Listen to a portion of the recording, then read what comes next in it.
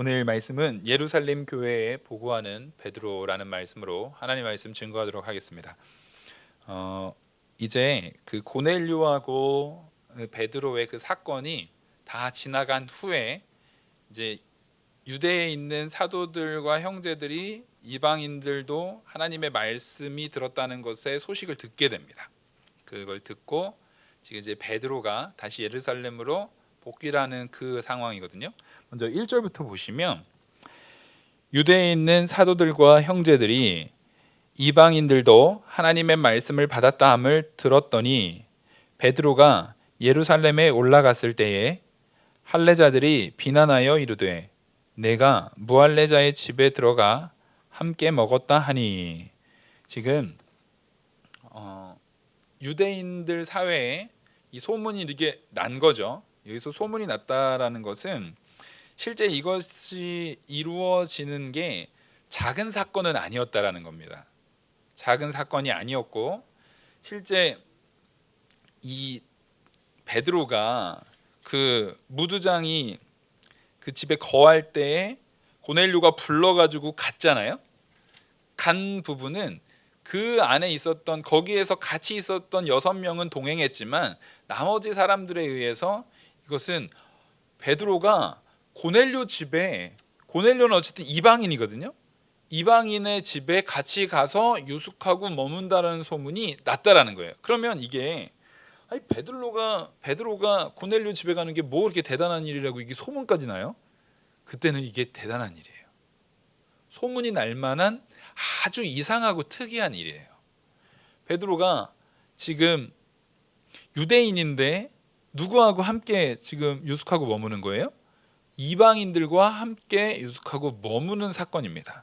그래서 베드로가 고넬료한테 내가 지금 이렇게 오는 것 자체가 우리 유대인의 법도에 옳지 않다라는 것을 너희도 알겠지만 내가 그럼에도 왔다라는 것을 분명히 밝힙니다. 그러니까 이것은 하나님이 역사한 일이기 때문에 된 거지 그냥 우연히 된 게 아니다라는 것을 지금 말하고 있는 겁니다. 그래서 그 유대에 있는 사도들과 형제들이 이 소식을 들어서 알고 있는 상황입니다. 알고 있는 상황이기 때문에 베드로는 마땅히 여기 예루살렘으로 돌아와서 이것을 보고할 의무가 있는 거예요. 왜냐하면 이게 기존에 있었던 일이 아닙니다. 전에 없던 일들이거든요. 전에 이런 일이 없었어요. 그리고 지금 현재 유대 사회, 그러니까 이스라엘 예루살렘 안에 있는 유대인들 중에 기독교인, 예수님을 믿는 유대인이면서 기독교인인 그 예루살렘의 신앙 공동체 안에 그 형태를 좀 알아야 돼요. 그들은 분명히 이제 교회가 태동이 됐습니다. 예수님을 믿어요. 하지만 유대교를 완전히 버렸습니까? 그렇지는 않아요. 이게 사실상 역사신학적으로 말하기에는 이로부터도 몇 세기가량 한 100년, 길게는 200년 가까이는 이게 같이 유지됐어요. 그러니까 한 100여 년 정도는 그렇게 됐을 것 같아요. 이게 같이 유지됐을 것이다 라고 얘기를 해요. 그래서 아마 그 이후에도 결정적으로 이게 탁 사라지는 시기는 이제 기독교가 완전 유대교하고도 로마 자체로부터 유대교와 기독교도 다르다라고 분리시켜 버리면서 이제 정치적으로 분리시켜 버리면서 기독교를 박해하는 그 네로 때 그 사건 이후까지, 사건 때 이후부터는 이게 완전히 분리가 되지만 그 전까지만 하더라도 완전한 분리가 아니에요. 그러면 네로 때만 하더라도 주 한 60년경이 지나가거든요. 근데 그 이후에도 여전히 의식적으로는 성도들 중에서는 여전히 유대교적인 그 풍습이 익숙한 사람들이 있습니까? 없습니까? 계속 있어요. 그 사람들이 그 풍습적인 부분이 익숙해져 있기 때문에 유대교와 기독교가 이렇게 서로 중첩적으로 영향을 미쳤을 가능성은 그 이후로도 한참 동안은 열려 있습니다. 왜냐하면 만약에 그렇지 않았다고 한다면 예수님을 믿는다는 이유로 우리는 안식일날, 그러니까 그때 안식일이면 이제 토요일입니다. 그러니까 토요일날 그 안식에 대한 개념을 이들이 전혀 받아들이지 않고 또 유대교 예식으로서의 그런 유대교 예식으로서의 행실과 그다음에 유대교로서의 마땅히 기도해야 되는 기도 시간이라든가 이런 것들을 완전 다 거부하고 우리는 예수님 믿으니까 이제는 주일날 예수님 믿는 믿음 안에서 예배만 드리겠다라고 했으면 이 유대인들 다 죽었을 거예요. 이 기독교인들은 같이 있을 수가 없습니다. 바로 이때 그냥 그 종교 재판에 회부돼 가지고 싹 죽었을 거예요. 그러니까 이 부분을 우리는 분명히 알아야 돼요.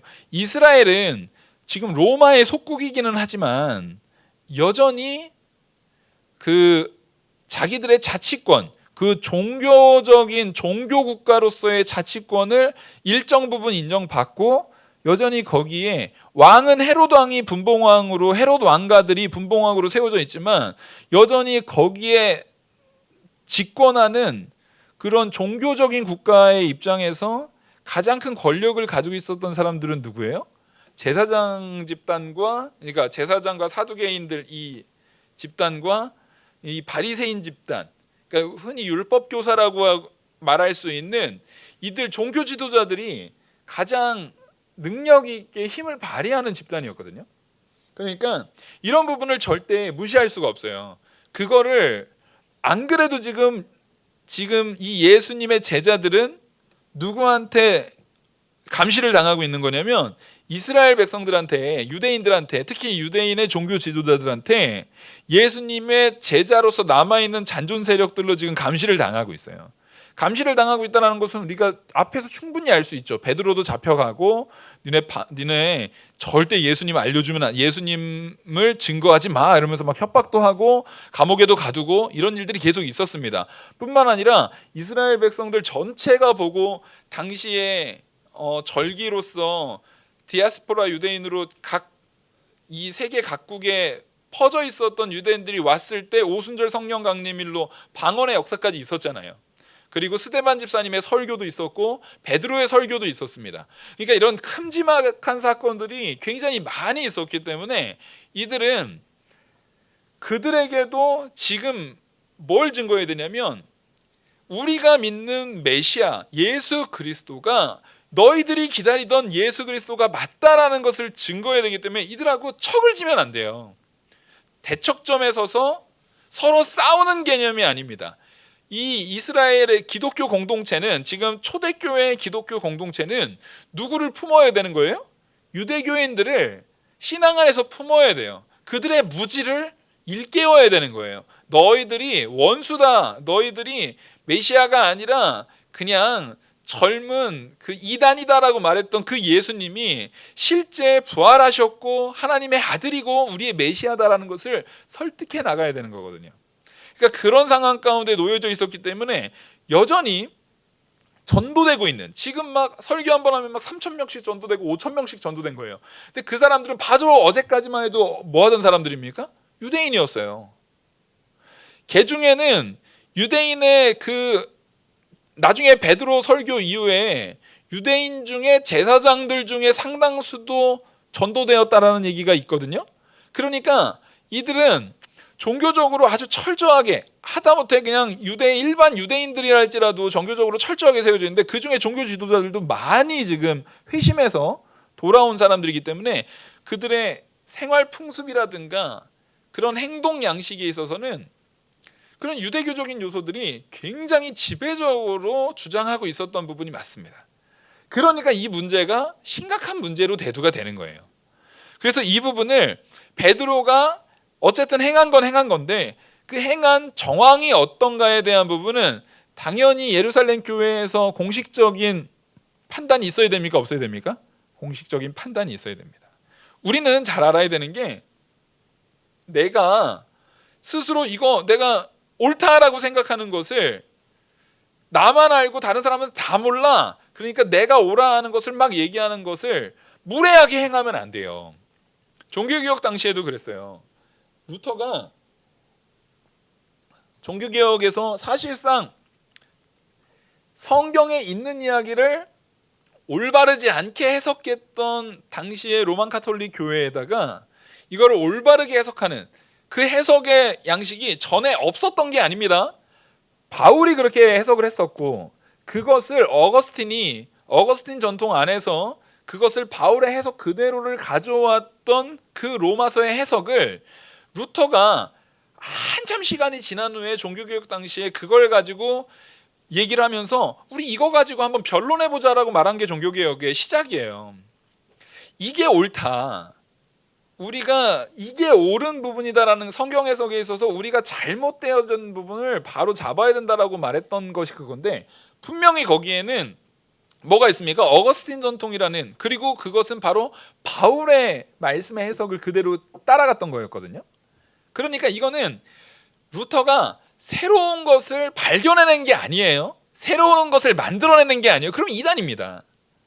그게 이단이에요. 그러면 로만 카톨릭은 어거스틴 전통을 부인했었느냐? 아니에요. 어거스틴 전통을 로마 카톨릭은 지금도 굉장히 중요한 신앙의 교부로서 해석으로 받아들이고 있습니다. 수용하고 있어요. 그러니까 그들은 종교다원주의가 되는 이유가 다 받아요. 자유주의도 받고 어거스틴도 받고. 근데 사실상 어거스틴을 받으면 자유주의 받을 수 있어요, 없어요? 없어요. 어거스틴하고 펠라기우스가 이 엄청 논쟁을 했거든요. 우리는 전적 무능하고 타락한 죄인이기 때문에 온전히 은혜로 구원받는다와 행위로 구원받는다가 어거스틴과 펠라기우스가 엄청 싸웠단 말이에요. 근데 이게 같이 될 수가 있나요? 같이 될 수가 없죠. 절대 같이 가져갈 수가 없어요. 근데 로만 카톨릭은 다 받아요. 그것도 맞아, 이것도 우리 전통, 다 가져와요. 그래서 우리는 다 이쪽 사람을 얘기할 때는 야, 이 전통에 있어서 너희도 우리 편이야, 이쪽 사람을 얘기할 때는 너희도 우리 편이야, 이렇게 다 받아요. 그거는 진리를 왜곡시키고 타락시키게 만드는 모습이죠. 근데 그거를 향해서 이 루터가 일침을 가할 때도 절대 뭐 하지 않았습니까? 무례하지 않았다라는 거예요. 무례하면 안 돼요. 공식적인 말씀에 대한 부분을, 어거스틴 전통에 있는 부분을 근거해서 이게 내가 무례하게 새로운 것을 말하는 것이 아니라 우리 전통에 있었던 이것이 옳다라는 것을 말하고 있었던 거예요. 단지 그게 당시의 교황권에 대한 부분에 위해가 된다 할지라도, 그들의 기득권에게 방해가 되고 그래서 내가 불이익을 당한다 할지라도 진리를 아주 온전하고 올바른 그런 예의가 있는 태도를 가지고 증거할 수 있어야 되는 거예요. 지금 베드로는 그 로만 카톨릭을 향해서 종교개혁을 했던 루터보다도 사실상 훨씬 어려운 문제를 지금 풀어나가고 있는 겁니다. 왜냐하면 유대 전통의 그런 배타성이라는 것은 훨씬 더 심각했어요. 그 가운데 이방인을 수용하는 그 부분을 전혀 받아들이지도 않는 상황 가운데 성령의 역사로 되어진 것이 나타난 거예요. 그러니까 이 초대교회 안에선 이런 사례가 그전에 없었던 거잖아요. 그런 부분 때문에 이 사람들이 이 베드로를 불러다가 이 소문이 날 때 그 중에 악소문을 내는 사람들이 있었던 겁니다. 2절을 보시면 베드로가 예루살렘으로 올라갔을 때 할례자들이 비난하여, 여기서 할례자들이다라고 말하는 것은 기독교 공동체들 안에서는 무할례자도 있었다라는 겁니다. 지금 이방인 중에서도 할례를 받지 않은 그 이방인 중에서도 기독교 공동체 안에 있었는데 그 중에서 특별히 할례받은 유대인들, 그들을 할례자라고 말하는 거예요. 할례받는 유대인들이지만 그 할례자지만 이 할례자들은 기독교인이에요. 그러니까 전도가 되어서 회심한 기독교인이지만 그들을 할례자라고 말하는 겁니다. 이거는 일부러 그들을 특정지어서 말하는 겁니다. 이 할례자라는 것은 모든 할례 받은 사람 전체를 얘기하는 게 아닙니다. 여기서 말하는 할례자들이라는 것은 할례 받아야 된다, 그래도 내가 예수를 믿는다 할지라도 뭣도 받아야 된다? 할례도 받아야 된다. 내가 예수는 믿지만 그래도 유대교 전통 가운데 들어와야 된다, 이렇게 말하는 자들이에요. 그들이 이 베드로를 비난하기 시작합니다. 여러분, 이게 아주 악한 태도예요. 들어보지도 않고 소문만 듣고 일단 비난부터 하는 거예요. 분명히 소문 가운데 성령의 역사가 있었고 성령의 내용 가운데 나타나는 현상이 있었음에도 불구하고 일단 내 생각 가운데 안 맞는 거는 비난하고 보는 겁니다.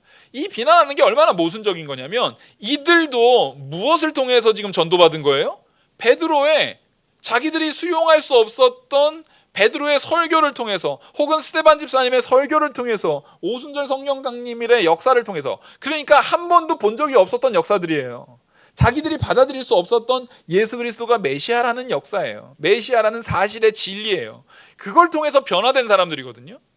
그러니까 지금 하나님의 역사 가운데 그런 일들이 있었다라는 것을 자기들의 회심으로 이미 경험한 자들이에요. 그것을 부인할 수 없는 자들입니다. 그럼에도 불구하고 나는 지금 예수님은 믿지만 여전히 내 안에 뭐가 있는 거예요? 내 생각이 꽉 막혀 있는 거예요. 내가 정해놓은 나의 규범이 있는 거예요. 그걸 시편과 잠언에서는 계속 말한 겁니다. 스스로 지혜 있다라는 자들이에요. 스스로 자기의 규범에 꽉 묶여서 이것이 누구의 사랑보다도 앞선 거예요? 하나님의 사랑과 긍휼과 은혜보다도 앞서 있는 거예요. 그래서 그걸 가지고 판단하고 비판하는 자들입니다. 이들이 베드로를 겨냥해서 지금 비판하고 있었어요. 그랬더니 이 비난하여서 뭐라고 비난을 하냐면 이르되 내가 무할례자의 집에 들어가 함께 먹었다 하니. 자, 무할례자의 집에 들어가서 함께 먹고 마신 것. 여기서 함께 먹었다라는 게 가서 밥 먹었다고 비판했다는 얘기는 아닙니다. 이스라엘 백성에게 식사를 했다는 얘기는 그를 우리의 공동체로 받아들인다라는 표현이에요. 같이 밥을 먹는다라는 것은 원래 이스라엘 백성들은요, 이방인하고는 상종도 안 합니다. 말도 섞지 않아요. 혹시 같은 공간에 있어서 몸이 닿았으면은 정결 예식에 의해서 목욕하고 그 우슬초로 정결 예식하지 않으면은 안 되는 정도로 병균 취급했어요. 이스라엘 백성들은 이방인들을 병균 취급했다고요. 그래서 반드시 정결 예식을 해야 된다라고 생각했을 정도로 그 사람들을 더럽게 생각했던 거예요. 그러니까 그런 부분을 그런 이방인하고 네가 어떻게 같이 먹고 그들을 받아들일 수 있느냐라고 이들이 문제 제기를 한 겁니다. 근데 여기서 구분을 해야 되는 게, 그러면 초대교회, 예루살렘 초대교회 공동체 모두가 이와 똑같은 문제 제기를 한 거냐? 그들처럼 똑같이 비판 일색으로서의 한 거냐? 아니요, 그건 아니에요. 그걸 구분해야 됩니다. 여기에서 베드로가 한 것은 예루살렘 교회에 대한 변론이면서 보고입니다. 변론이면서 보고이지 이 할례자들, 그냥 비판을 위해서 달려들고 있는 이들을 위한 말 그대로 나 그런 적 아니야 이렇게 하면서 변호하기 위한 게 아니에요. 그들에게 자기에 대한 부분을 오해하지 마 이런 식으로 말한 게 아니에요. 이거는 공식적인 예루살렘 교회에 대한 공식적인 보고이면서 자기가 행했던 일에 대한 공식적 변론입니다. 이걸 잘 구분해야 돼요. 그러니까 이건 공식성이 띄어지는 거예요. 그래서 일부 할례자들, 여기 할례자들이라고 말하는 자들은 아까도 말씀드렸지만 예수를 믿어도 할례도 받아야 되고 하는 사람들이에요. 근데 이 사람들의 의견이 아직은 옳으냐 그르냐 그거에 대한 부분이 명확하지 않은 시점이에요. 그래서 아직은 누구의 지혜를 구하고 기다리고 있는 상황이에요. 하나님이 우리를 어떻게, 이 부분을 어떻게 바라보게 할 것인가 라는 것을 기다리는 시점이에요. 근데 이걸 가지고 요즘도 우리도 그러면 이 교회의 문제에 있어서 옳으냐 그르냐에 대한 부분을 성령의 인도를 따라서 기도해서 직통계시로 받아야 된다라고 말하는 것은 완전히 다른 문제예요. 이거는 이 모든 문제에 대한 부분을 해결하기 위해서 하나님께서 여러 사도행전뿐만 아니라 여러 서신서들을 통해서 이 성경을 완성하셨습니다. 계시록까지 이 성경을 완성하셨고, 우리는 이제부터 그 말씀에 대한 부분을 무엇로 판단하는 거예요?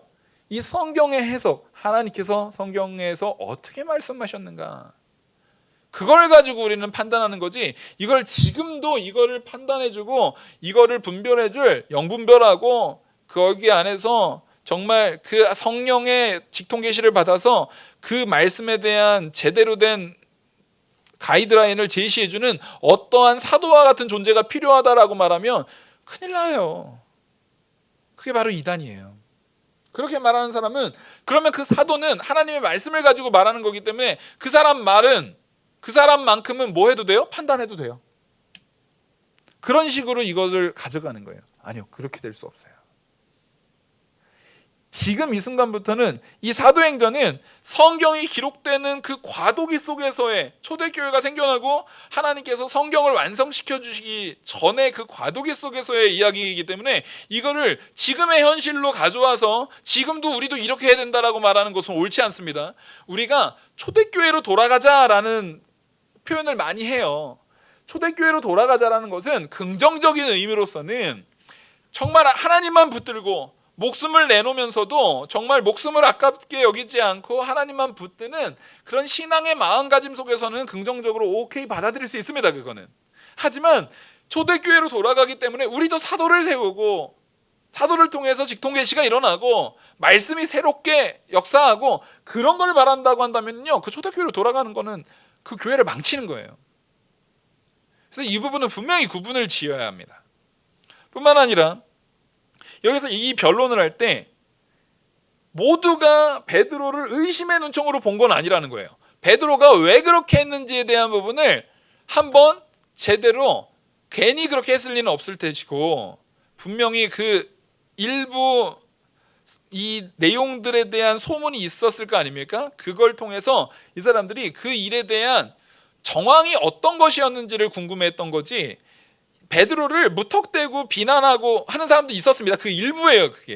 그게 주류가 아님을 아셔야 돼요. 여러분, 교회에서는 비판하고 비난하고 부정적으로 사람들을 헐뜯고 그 사람을 끌어내리고 하는 거, 이거 아주 악한 거고 그 비주류예요. 교회는 그런 존재들이 아니에요. 지금 이 예루살렘 교회의 공동체 안에서 제일 어른은 제가 누구라고 했죠? 예루살렘 교회의 제일 어른이 누굽니까? 지금 베드로가 아닌 건 분명해요. 야고보라고 말씀드렸습니다. 예수님의 동생 야고보가 이 예루살렘 교회 유대 사회의 기독교 공동체 중에 제일 어른이에요. 그러니까 지금 이거는 야고보로부터 해가지고 그 모든 이스라엘의 그 성도들 앞에서 하나님의 역사에 대한 부분이 다시금 교리로 확증되는 상황이에요. 이방인에게도 뭐가 증거해야 된다? 복음이 증거돼야 된다라는 것이 교리로 확증되는 시점이에요. 굉장히 중요한 사건이에요. 그래서 그러니까 이게 앞에서도 하나님께서 우리 고넬료 사건을 통해서도 하나님께서 이방인에게도 복음이 증거된다라는 것을 확인해 주셨죠. 그 사건으로 베드로가 경험했잖아요. 하지만 그런다 할지라도 이게 베드로만 그렇게 알고 베드로가 막 전도 돌아다니면 돼요, 안 돼요? 안 되는 거예요. 여러분, 제가 확실히 있다 할지라도 그것이 뭐에 의해서 정확하게 또 확증이 돼야 되는 거예요?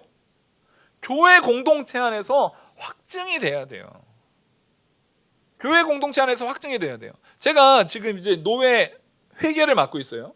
노예 회계를 맡고 있으니까 노예비가 있을 거 아니에요. 그 노예비를 가지고 당연히 이 교회 주변에 막 목사님들이라든가 어려운 그런 목회하시는 분들, 그분들 돕는 게 선한 일입니까? 악한 일입니까? 선한 일이죠. 그분들 섬기고 그분들을 섬겨서 도와드리고 그분들이 힘낼 수 있도록 이렇게 북돋아드리고 하는 거 선한 일이죠. 이거 나쁘다라고 말할 사람 교회 안에서 있나요? 없어요. 다 인정하는 바예요. 그러니까 제가 아무한테도 보고도 안 하고 노예한테 보고도 안 하고 그 돈 뽑아다가 제 마음대로 그분들한테 나눠주면 괜찮아요? 안 되는 거예요. 제가 그 비밀번호, 그 통장 비밀번호 그거 제가 이제 도장 가지고 딱 가가지고 제 명의로 돼 있거든요.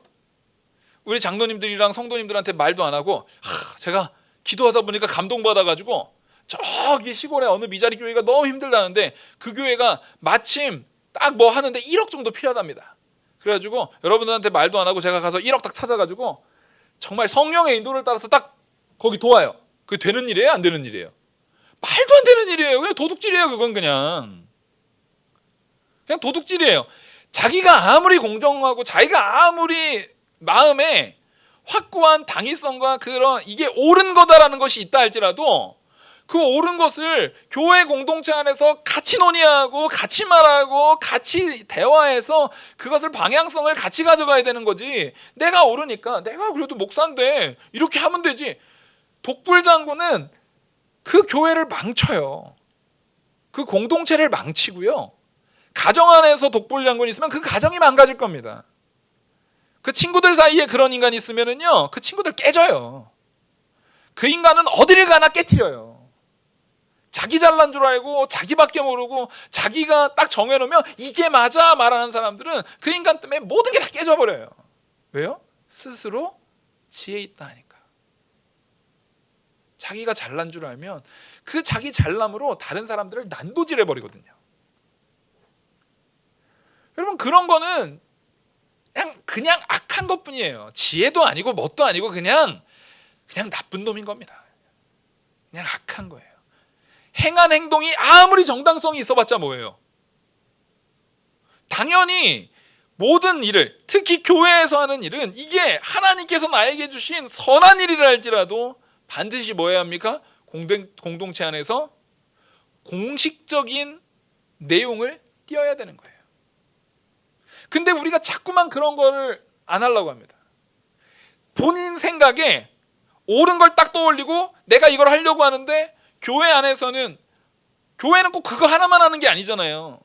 여러 가지 교회의 유익들이 같이 공존해야 되는 겁니다. 이쪽을 하기 위해서 이쪽을 버릴 수 없어요. 교회는 또 사람의 수준이 다 달라요. 어떤 사람은 새신자도 있고 어떤 사람은 이런 부분이 걸리는 부분이 있으면 천천히 가더라도 같이 가야 되는 거지. 저 사람은 수준이 낮아서 이렇게 가면 따라오든지 아니면 떨어지겠지. 어떻게 그런, 도대체 그 마음에 그리스도가 있기는 한 겁니까? 그런 마음을 갖는다면요, 당장 회개하셔야 돼요.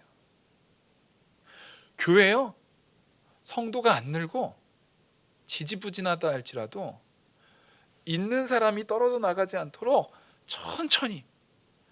정말 우리 교회는 뭐 변화가 없어, 군뱅이 같아.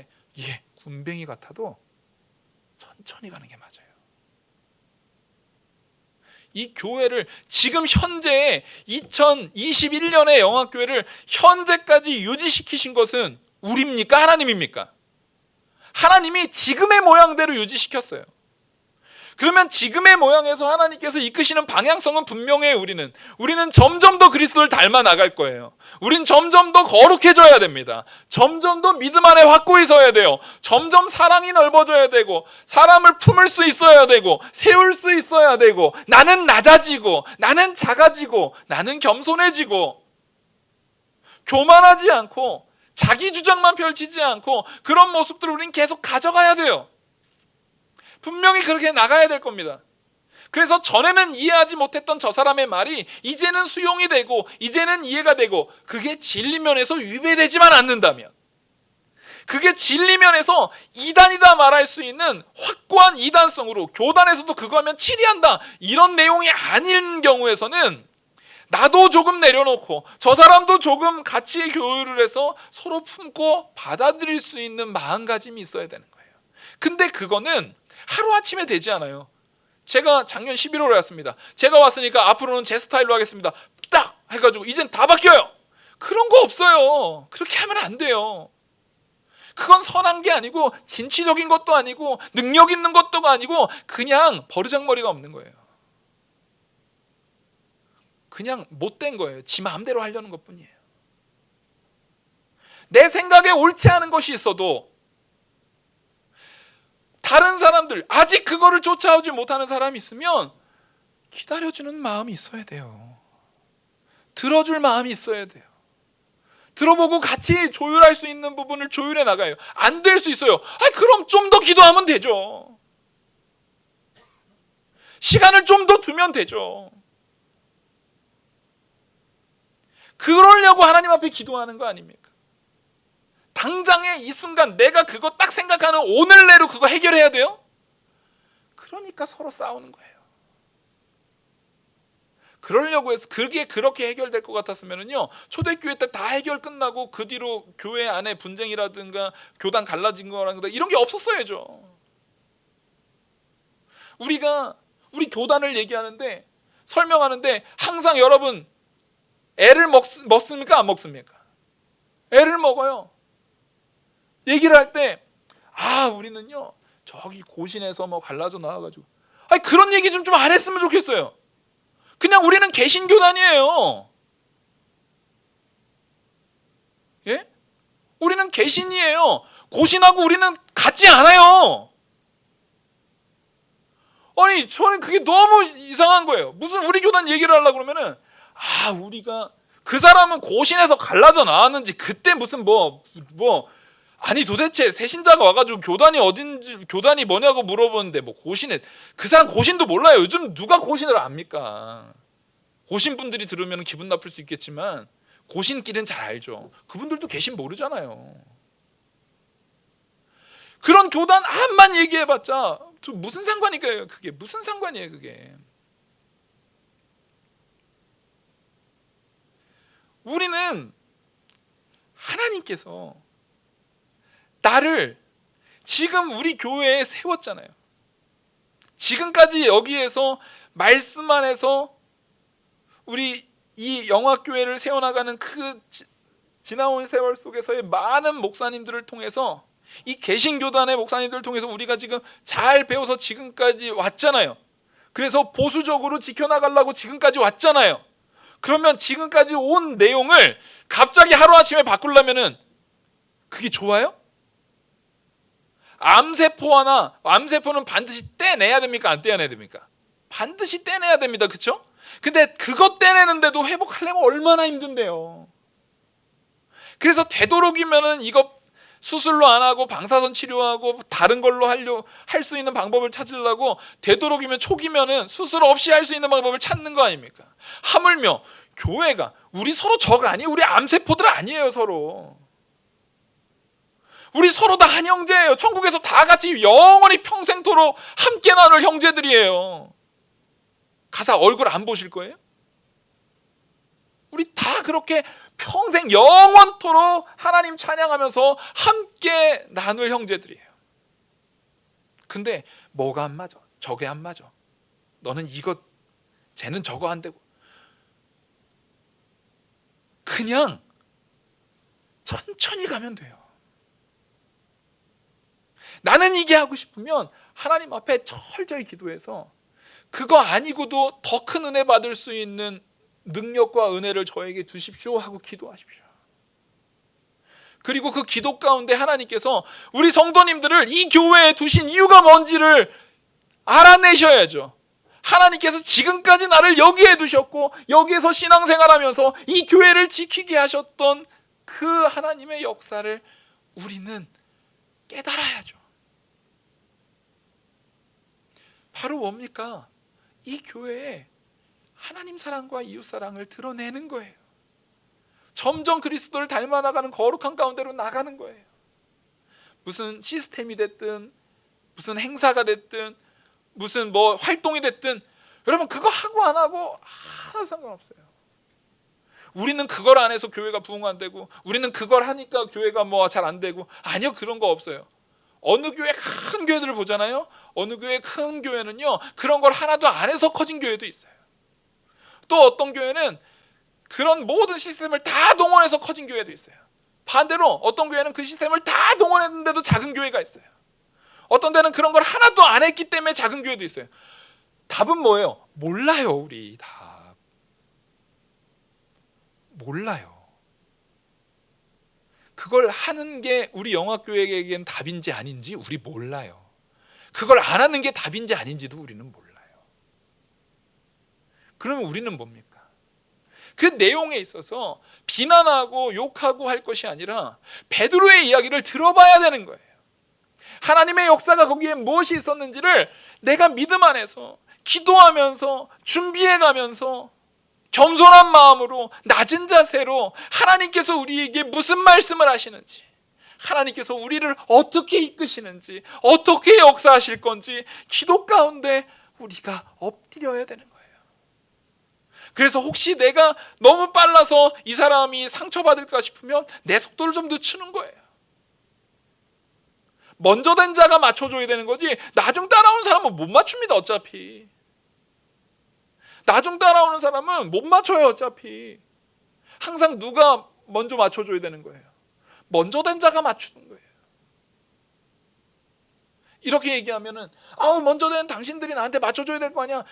그런 생각 가지면은 큰일 나는 거예요. 내가 연약한 상태에 있다면, 근데 보통은 연약해도 자기가 연약한 줄 잘 모르죠. 보통은 잘 몰라요.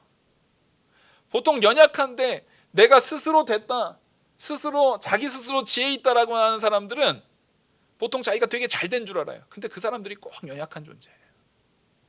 교회가 망가질 때도 이단들도 그런 사람들 통해서 들어와요. 교회의 문제점도 그런 사람들 통해서 들어와요. 근데 자기들이 이 교회에는 나 없으면 안 돼. 진짜 사람들이 내 말만 따라가면 잘 될 텐데 그걸 안 해서 그래. 아니요, 착각하시는 거예요. 교회 일은 당신 말 따라서 되는 게 아니라 오직 누구 말 따라서 되는 겁니까? 하나님 말씀 따라서 되는 거예요. 하나님의 이끄심 따라서 되는 거예요. 교회가 젊은 목사가 와서 여러분들한테 신학적인 담론을 막 얘기한 다음에 한 명 한 명씩 제가 다 무슨 도장 깨기처럼 한 명 한 명씩 신학적으로 다 굴복시키는 거예요. 권사님 이거 틀렸죠? 이렇게 하셔야 돼요. 이게 틀렸죠? 이거 맞죠? 이게 맞죠? 이게 맞죠? 다 깨트린 다음에 그러니까 제 말대로 해야 됩니다 하면은 그 목사가 교회 깨트리는 거예요. 도대체 거기에 무슨 그리스도의 사랑이 있어요? 그리스도께서 교리를 사람들 논리로 찍어 누르라고 주신 거예요? 그런 적 없어요. 그런 적 없어요. 그 말씀 가운데 가장 큰 말씀이 뭔데요? 하나님 사랑과 이웃 사랑이라잖아요. 근데 뭘 자꾸 신앙으로 비판해서 비난해서 베드로를 끌어내리고 그를 이기려고 합니까? 그거 잘못된 거예요. 이게 얼마나 악한 건지를 우리가 잘 알아야 됩니다.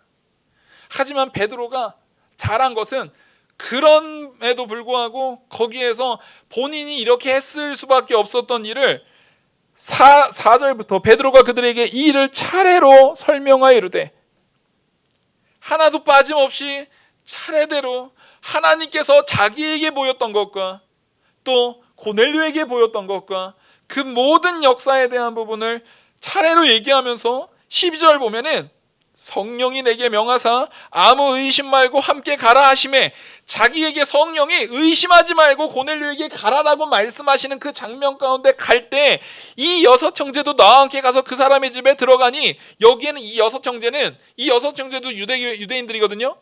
이들은 뭐예요? 증인도 있었다라는 거예요. 그런 것들을 합리적으로 하나씩 무례하지 않게 강압적이지 않게 설득해 나가는 과정들이 있는 거예요. 그게 지혜입니다. 그게 사랑이고요. 그렇게 사람들에게 나도 내려놓고 같이 소통할 수 있어야 돼요. 같이 좀 소통하고 품고 사랑할 수 있어야 돼요. 그래서 나를 비난하고 나를 욕먹이려고 하고 나를 겨냥해서 공격했던 사람들이지만 그 사람들이 오해하지 않게, 그 사람들이 화나지 않게, 그 사람들도 받아들일 수 있는 내용을 사실도 빠뜨리지 않고 과장하지도 않고 꾸며내지도 않고 철저하게 말하는 거예요. 교회는 이래야 됩니다. 교회가 세워져 나갈 때는 이런 예의 바름이 있어야 돼요. 자기 잘났다라고 하지 말고 다 각자가 갖는 그런 가치관들이 하나씩 있어요. 신앙적 가치관들, 신앙생활 오래 하다 보면 세워져요. 목사는 오죽하겠습니까? 저도 제가 갖는 가치관들이 여러 가지가 있어요. 근데 그거를 가지고 사람들한테 가다 대기 시작하면 사랑하는 사람 하나도 없어요. 그거는 선하거나 경건하거나 거룩한 게 아니라 그냥 악한 겁니다. 하나님의 말씀을, 하나님께 주신 경건한 그 귀한 진리의 말씀을 죄되고 악하게 사용하는 거예요. 그렇게 해서는 안 돼요. 교회는 그 말씀을 가지고 더 큰 사랑으로 나가야 돼요. 말씀이 녹아져서 더 큰 포용으로 나가야 돼요. 이단을 포용하라는 얘기가 아니잖아요.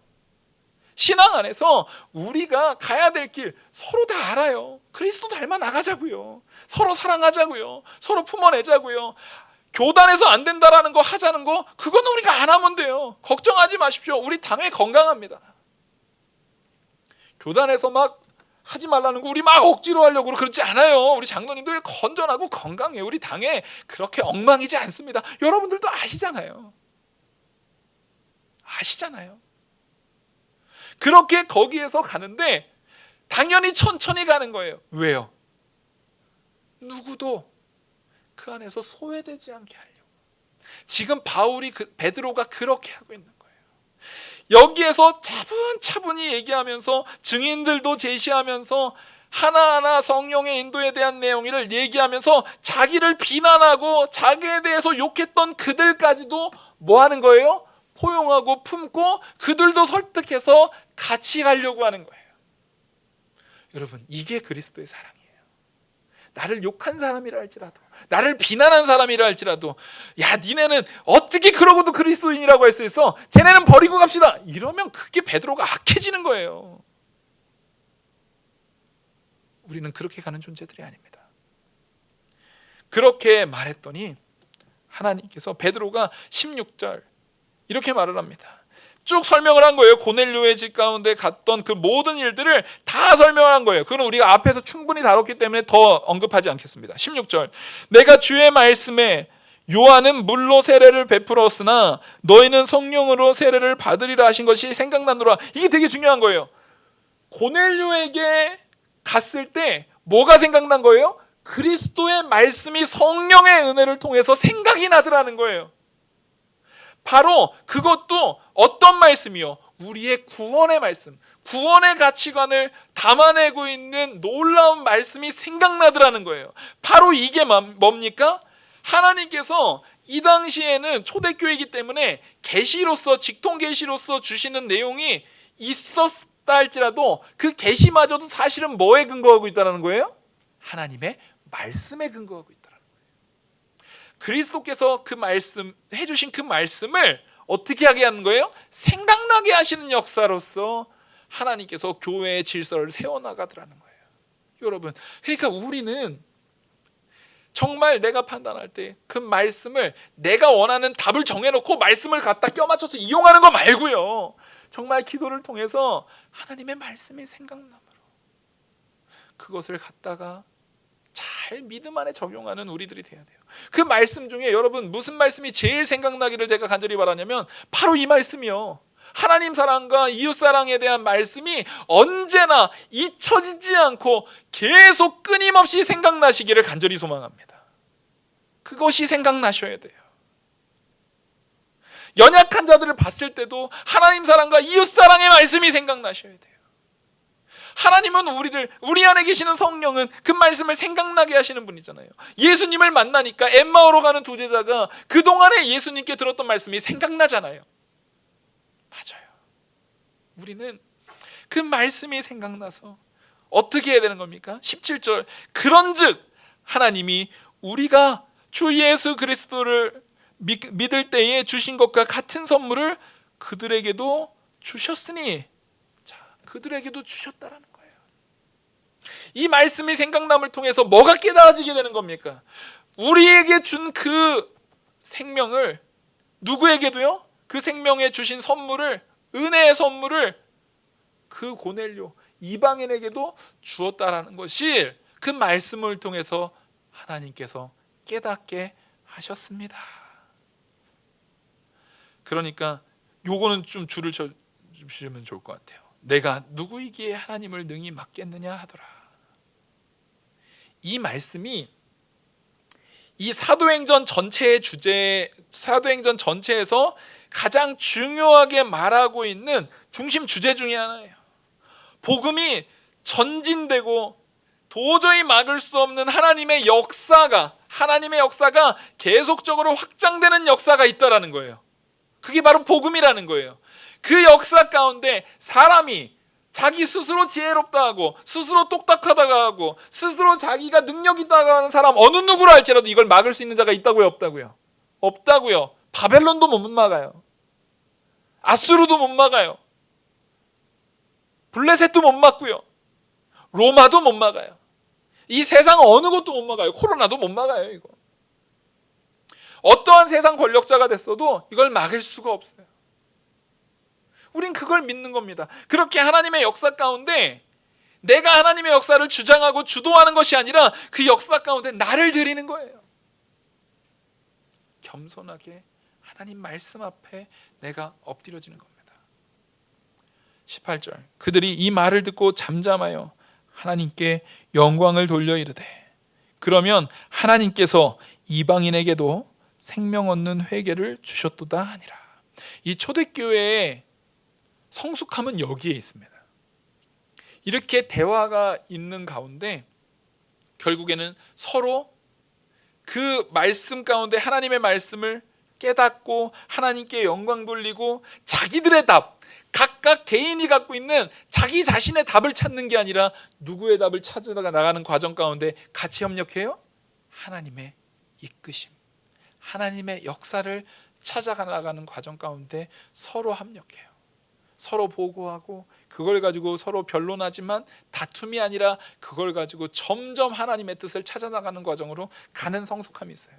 우리 영화교회가 이런 성숙함을 배워야 합니다. 우리는 자기 생각을 관철시키는 것이 아니에요.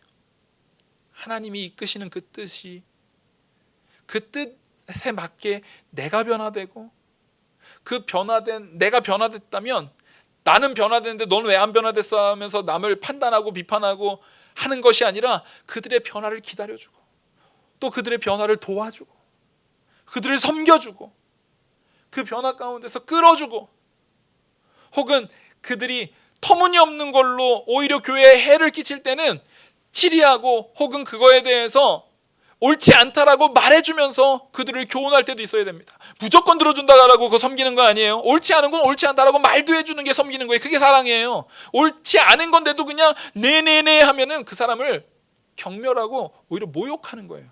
그 사람이 도저히 그 죄악 가운데서 헤어나지 못하도록 가로막고 있는 거예요. 그것도 악입니다. 지혜롭게 섬겨야 되는 거예요. 옳지 않은 것은 옳지 않다. 근데 옳지 않다라고 말할 때도 어떻게 말하겠습니까? 진짜 사랑 많이 하시고 기도 많이 하시고 충분히 준비해서 포용함으로 얘기해야 돼요. 여러분, 이게 베드로가 그 교회에 보고한 이유입니다. 교회는 이렇게 베드로가 갖고 있는 놀라운 하나님의 역사가 있어요.